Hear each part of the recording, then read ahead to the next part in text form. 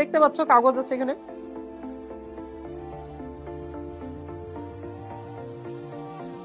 এই যে দেখছো, এটার কি পাওয়ার অনেক বেশি না?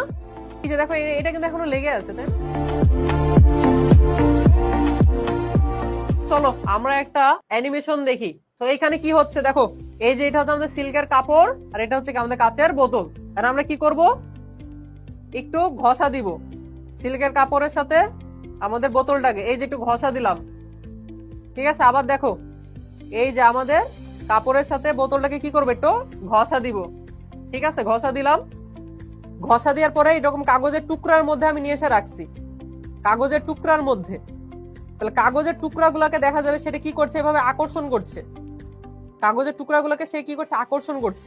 কেমন, কাগজের টুকরাগুলোকে সে কি করছে, আকর্ষণ করে তার কাছে নিয়ে নিচ্ছে। এখন কেন এটা আকর্ষণ করছে, এখন এটা আমরা বোঝার চেষ্টা করি।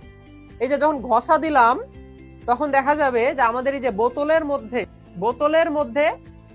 মধ্যে পজিটিভ চার্জ ছিল, নেগেটিভ চার্জ ছিল, ঠিক আছে। সো নেগেটিভ চার্জ গুলো কিসে চলে আসবে, নেগেটিভ চার্জ গুলো চলে যাবে কোথায়, সিল্কের মধ্যে।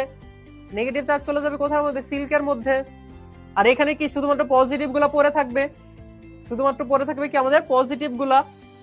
আচ্ছা, এখন এই যে পজিটিভ গুলা পড়ে থাকলো, এখন দেখো আমাদের এই যে কাগজ, যেটা কাগজের টুকরার মধ্যে কি আছে, পজিটিভও আছে, নেগেটিভও আছে।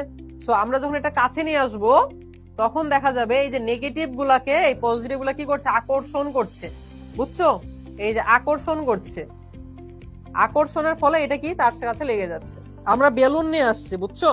বেলুন নিয়ে করি, সেম জিনিসটাই হবে, বুঝতে পারছো? ওকে, শুরু করি। এই যে দেখতে পাচ্ছ কাগজ আছে এখানে।